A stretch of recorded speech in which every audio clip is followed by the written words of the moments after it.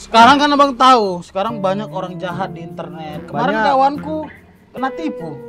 Beli motor yang datang kucing. Kok bisa? Ini motor kok mahal banget, kenapa? Lu Iya. mesti cek detail tuh. Tahu-tahu sama orangnya ya. Nah, misalkan ada orang beli motor, terus mesinnya ditukar sama mesin jahit. Oh, Nggak ada nomor rangkanya kan? Nggak ada dong. Nggak ada. Nggak jalan malah baju kita rapi. Nah, itu. Lampu-lampu berfungsi. Listrik kan? Kelistrikan? Jadi kalau lampu mati kita ke PLN gitu. Tidak ada. Deng, deng, deng, deng, deng, deng, deng, deng, deng, deng, deng, deng, deng, deng, deng, deng, deng, deng, deng, deng. Nah, nggak ada. Kalau ada berarti Anda naik barongsai. Aku beli motor apa ya? Ini kurang. Ini kurang. Ini kok murah ini? Oh, ini sepeda.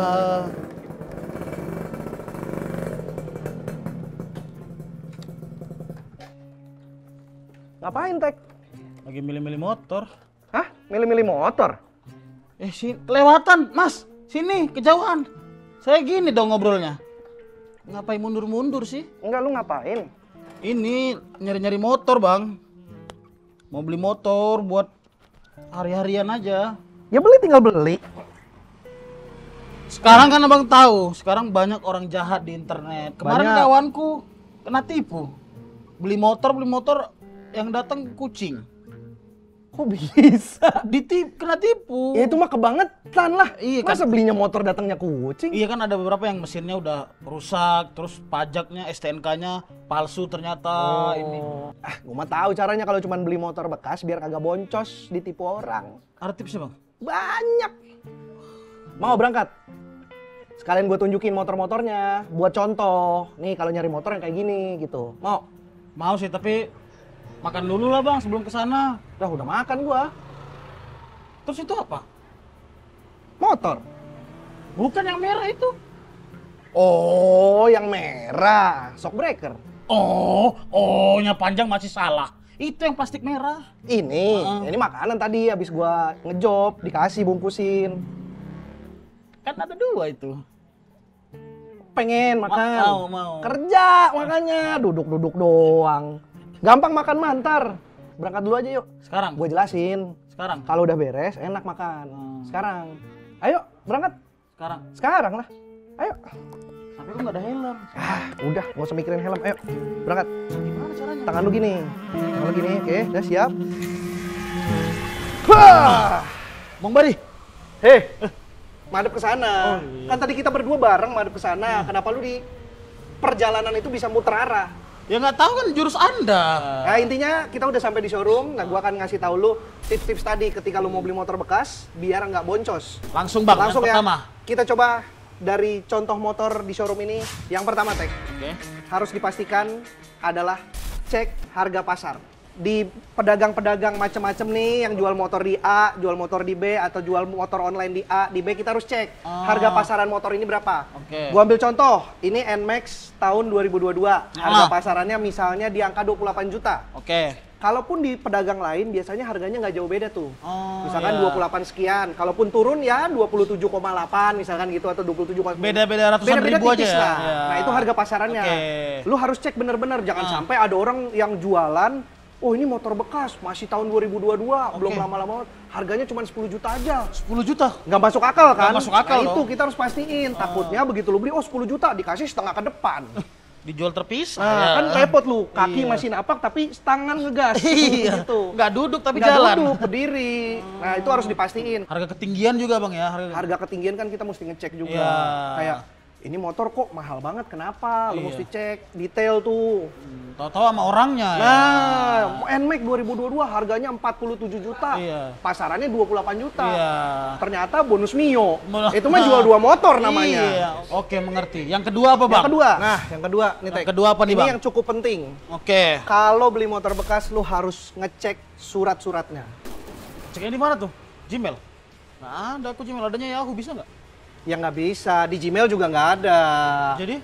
Ngecek surat tuh maksudnya ngecek kelengkapan surat-suratnya, STNK, Oke. BPKB. Ah. SIM kan harus punya. Iya, harus punya. Lu punya. Jadi yang harus dicek adalah STNK dan BPKB. Itu harus jelas. Kepemilikannya, nomor mesin, nomor rangka, akur atau enggak. Harus dicek nih misalkan. Misalkan kita harus cek STNK. Nama pemiliknya ada kan? Nama pemilik siapa? Oke, kita lihat pajaknya mati atau hidup. Karena itu berarti kan motornya nggak taat pajak atau gimana. Iya. Terus kita harus pastiin nomor mesin sama nomor rangka. Nah ini yang paling penting. Nomor angka? Nomor rangka. Nomor rangka itu apa? Nomor rangka itu adalah kode produksi motor itu bahwa ini motor resmi dari pabrik. Gua kasih contoh. Kita buka joknya, set. Nah, ini ada nomor kan? Oh iya. Nah ini tuh nomor produksian motor ini. Jadi ini motor kesekian gitu-gitu yang diproduksi. Nah, kita samain. Di sini di suratnya ada nih di STNK nomor rangka. Misalkan ini kita lihat, oh sama. Ini, oh sama. Nah, kalau nomor rangka sama, kita cek nomor mesinnya. Nomor mesin nomor lihatnya mesin di mana? itu ada di bawah sebelah sini. Gitu. Kita harus pastiin fungsinya apa? Fungsinya bahwa ini motor memang resmi. Bukan copotan. Misalkan ada orang beli motor, terus mesinnya ditukar sama mesin jahit. Nggak ada nomor rangkanya kan? Nggak ada dong. Nggak ada. Nggak jalan malah baju kita rapi. Nah, itu. Jadi harus dicek bahwa ini motor memang legal. Yang ketiga apa tuh? Yang ketiga, ayo kita geser. Yang ketiga. Yang ketiga, Bang. Yang harus kita pastikan adalah cek body. Body charge. Apaan body charge? Kan gitu body Iya, charge. body gitu. Kita harus cek body-bodinya. Tapi nggak boleh Bang gitu, body shaming. Nanti kita dimarahin netizen. Ya bukan ngecek body itu body shaming. Itu kan kalau manusia, kita ledek-ledekin, kita cek-cek, kita pegang-pegang. Bukan, ini maksudnya kita cek body-bodinya, body-body motornya. Apakah ada lecet, apakah justru ada yang patah, apakah ada yang goresannya dalam, sehingga susah di-repair. Itu kan menentukan harga jual. Kita tuh bisa lihat, ini motor bekas jatuh atau enggak dari body-bodinya. Oh, catnya kok udah nggak ori ya, udah nggak orisinil pabrik. Oh, ini mah udah bekas dempulan, berarti pernah jatuh sebelumnya. Apakah pernah jatuh? Kalau jatuh kan pasti dicat ulang apa segala macam gitu. Tapi kalau ini masih mulus kelihatannya Bang ya? Oh, ini mulus nih, makanya kayak gini-gini mulus karena ada quality controlnya. Cek body ya berarti ya. Lanjut ke yang nomor 4 berikutnya. Nomor 4 Bang. Yang keempat, apa itu? cek kaki-kaki. Bukan kaki ini. Kaki mana? Kaki meja. Mana meja? Nggak usah dicari, gue bercanda itu. Maksudnya kaki-kaki motor, kan kita lagi ngebahas motor. Yang mana yang dimaksud dengan kaki-kaki yaitu shock breaker, depan belakang, pelek dan roda. Pelek dan ban. Pelek dan ban. Ya, itu bagian dari kaki-kaki yang dimaksud. Apa itu? Shock breaker tuh ngeceknya gimana, Pak? Nah, begini caranya. Nah, tarik rem depan, agak diayun sedikit. Ayun. Nah, empuk nggak? Kalau ini empuk nih. Empuk. Nggak ada bunyi tek gitu. Nggak ada. Nah, berarti harusnya shock depan, kaki-kaki depan berfungsi dengan baik. Itu shock depan. Kalau shock belakang coba agak diinjot sedikit. Empuk juga Bang. Nah, berarti sama dua-duanya harusnya kaki-kaki berfungsi dengan baik. Itu secara rasa. Gitu. Kalau secara fisik kita harus lihat ke dalam. Apakah terjadi kebocoran atau tidak di as shock breakernya. Ketika kita ayun, kalau dia ada lecet di shock breaker biasanya akan ada oli yang keluar di sela-selanya. Akhirnya terlihat ada bekas oli di shock breakernya. Itu berarti shock breakernya bocor. Berarti cukup digenjot-genjot aja untuk pengecekan sementara Bang ya?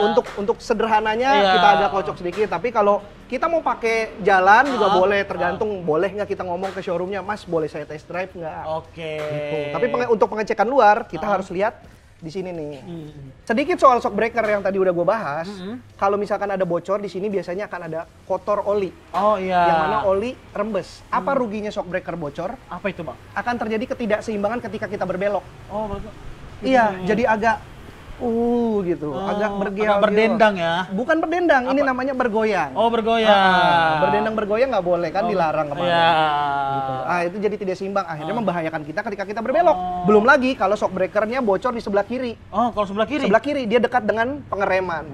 Olinya merembes, kena rem, akhirnya rem jadi tidak berfungsi, fatal. Itulah pentingnya kaki-kaki di sebuah sepeda motor. Kalau ban Bang? Ban, kita geser ke ban. Kita harus tahu ban ini apakah masih berfungsi dengan baik atau tidak. Ban itu ada umurnya. Berapa biasanya? 5 tahun. Nah, apalagi yang harus dicek Bang? Ini yang kita cek nih. Nomor produksi. Ini kode produksi ban. 3321. Artinya? Aku bertiga, kamu bersatu. 33 ini melambangkan minggu produksi. Minggu Berarti minggu ke-33 di tahun. di tahun 2021. Oh. Gitu.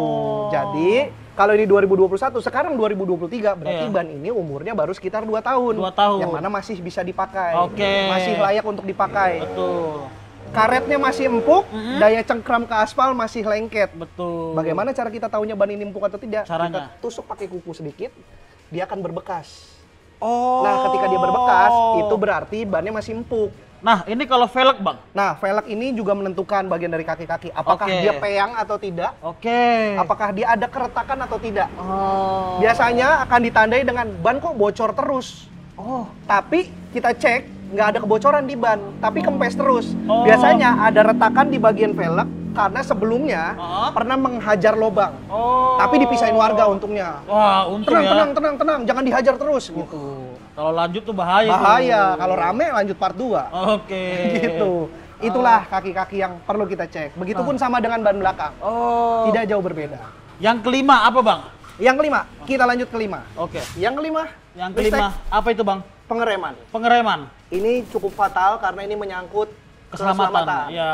Faktor paling penting di motor. Masa lu punya motor nggak ada remnya? Nggak bisa berhenti. Nggak bisa berhenti. Maju terus sampai Brebes. Padahal niatnya mau ke Cibodas. Iya. Udah beda arah tuh. Iya. Iya kan? Bisa belok, Iya. iya.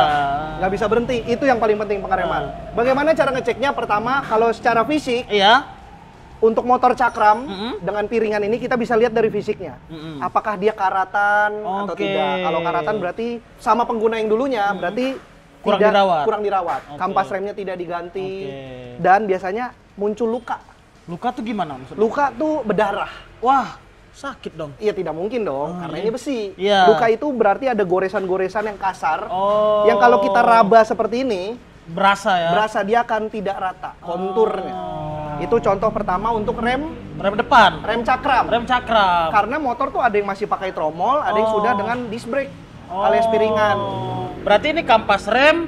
Kampas rem dan piringannya. Minyak rem juga penting. Minyak rem juga Minyak penting. rem itu kita bisa lihat ada di handle atas. Oke. Nanti kita akan lihat handle atas, kita harus lihat ketinggian minyaknya apakah berkurang atau tidak. Oke. Kalau berkurang itu biasanya kampas remnya sudah mau habis. Oke. Kalau berkurangnya jauh sekali, biasanya bukan karena minyak remnya habis. Jadi? Tapi karena memang kampasnya sudah semakin tipis. Oh. Ketika semakin tipis, kampas remnya akan minyak remnya akan turun. Gitu. Dan minyak rem juga ada umurnya. Biasanya 2 tahun, 1 sampai 2 tahun kalau penggunaannya sering harus dikuras dan diganti dengan minyak rem yang baru. Oh. Yang rem belakang, Bang. Rem tromol. Rem tromol Kita namanya. pakai rem tromol. Ada di sini nih. Oke. Di sini. Nah, rem tromol ini kita bisa lihat dia ada setelannya. Oke. Ada penunjuk, indikator penunjuk. Oke. Jadi kalau dia sudah habis, dia akan ada di posisi bawah. Oh. Seperti bensin. Oh, ya. Jadi dari atas dia lama-lama akan habis. Nah, ini setelannya. Setelannya. Misalkan, kok udah mulai nggak pakem ya. Ah. Berarti kita puter. Puter ke kanan, dia akan mengencang lagi tromol. Oke. Gitu. Paham rem? Sampai sejauh ini paham, Bang. Ada lagi yang ingin ditanyakan? Aman sejauh ini. Aman. Kita lanjut ke Poin ke-6. berikutnya. Instrumen panel dan kelengkapan stang. Oh. Pastikan handle-nya masih utuh. Oke. Biasanya kalau ada bekas jatuh, handle-nya bengkok. Oh iya. Iya, Ada bengkok agak gini. melengkung kan. Itu biasanya bekas jatuh ke kanan atau ke kiri. Oke. Pastikan spion lengkap. Spion lengkap ya. Spionnya ada. Dan pastikan sektor dari kelistrikan, panel instrumen, lampu-lampu berfungsi. Kelistrikan. Kelistrikan? Jadi kalau lampu mati kita ke PLN gitu. Enggak dong. PLN itu kan untuk ngatur kecepatan. Kok kecepatan? PLN, Pak Supir. Itu pelan, Mas. Pelan, itu pelan. Ya intinya kelistrikan itu harus kita cek. Oke. Apakah instrumen panelnya berfungsi semua. Nah, lampu nyala. Lampu nyala. Lampu nyala. Lampu jauh nyala. Nyala. Nah, tapi jangan pakai lampu jauh terus ya. Kenapa? Diomelin sama pengendara dari arah berlawanan. Silau. Ngeganggu. Oh, iya. Nah, intinya pastikan semuanya berfungsi dengan baik. Ah. Semua kelistrikan nyala. Klakson nyala. Itu artinya apa? Artinya tin, saya mau lewat. Oh. Intinya pastikan semuanya nyala. Iya. Termasuk lampu belakang harus dicek. Coba tarik remnya. Nah, berarti dia akan berfungsi nih. Nyala. Coba